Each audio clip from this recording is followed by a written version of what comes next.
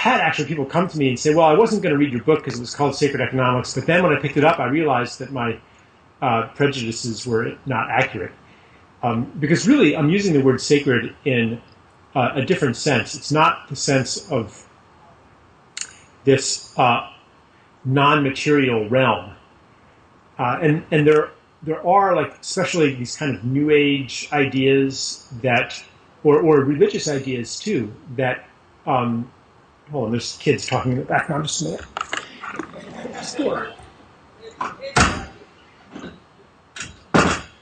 Yeah, I've got teenagers here. Okay, so, so there is this kind of this New Age idea and even a religious idea that for something to be sacred, it means that it can't have too much to do with materiality, or it can't have too much to do with certainly commerce or the flesh, and that to become spiritual or to become holy is to separate yourself away from this world and enter some non-material realm.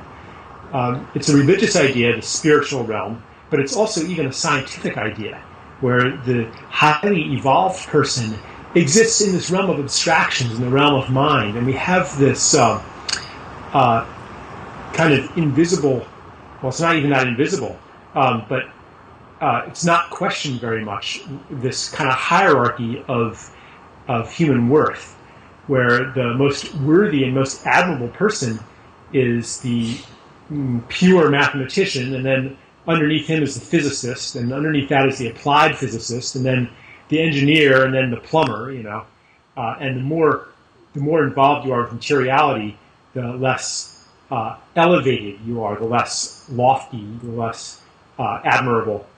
And so the secular and the religious hierarchy of spirituality mimic each other, mirror each other. And I think that is really a poison on this planet at this time.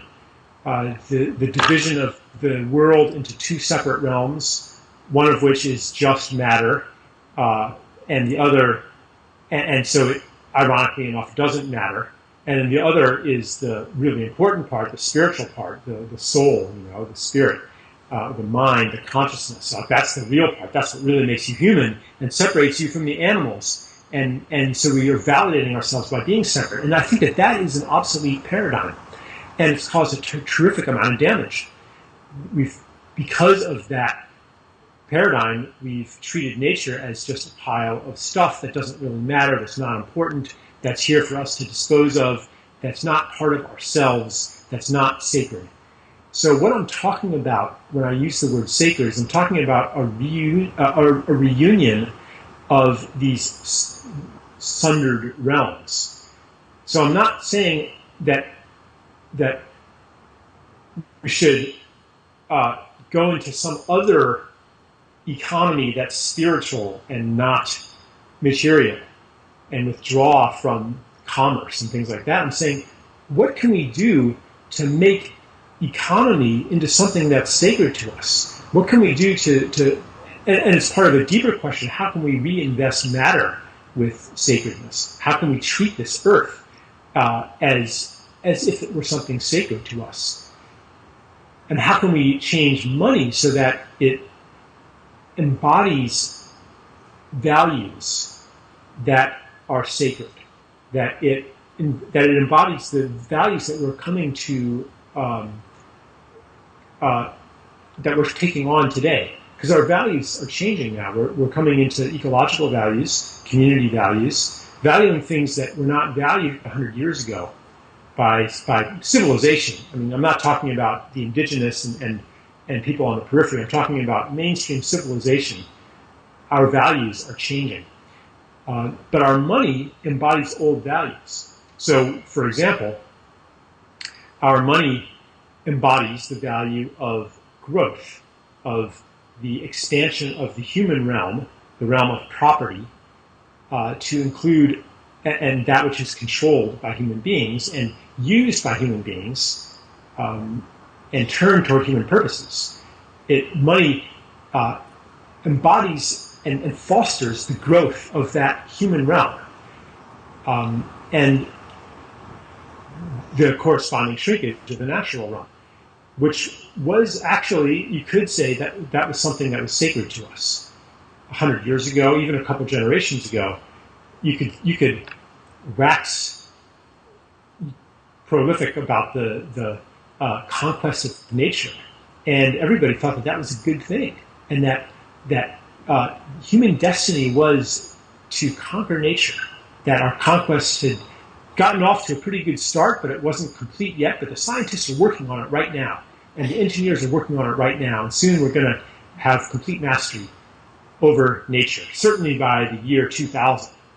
Talking in the 1940s and 1950s, right? Certainly by the year 2000, we're going to have a cure for all diseases, and space colonies, and robot servants, and synthetic food, and all this kind of Jetson stuff.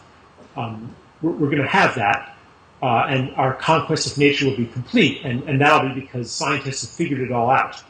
They'll have come up with a theory of everything. We'll have a complete understanding of all the forces of nature, which, according to this obsolete paradigm, are deterministic and objective, and therefore amenable to our endless manipulation and control. And so this is like a really deep myth that I call the ascent of humanity. That says, we started out as these helpless animals, and the stars are our destination. And so money is part of that myth. Part of that money as we know it has been part of that story. And I might get into it a little bit later exactly how money participates in the program of ascent. And it has to do with the way that money is created as interest-bearing debt that drives endless growth.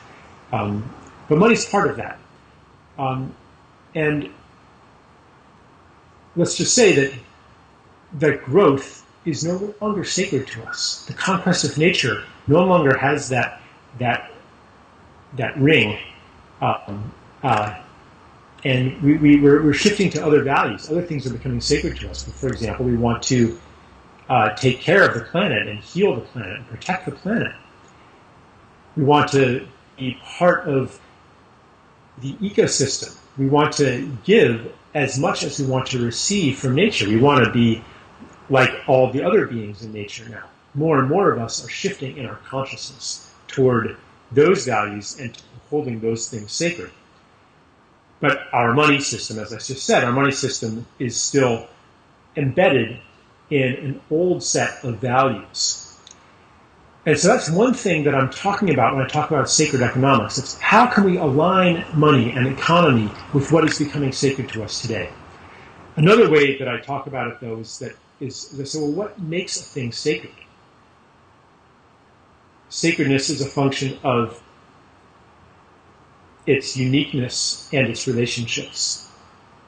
So a commodity is shorn of both of those things. It's, for all purposes, generic, and we seek to make them as uniform as possible.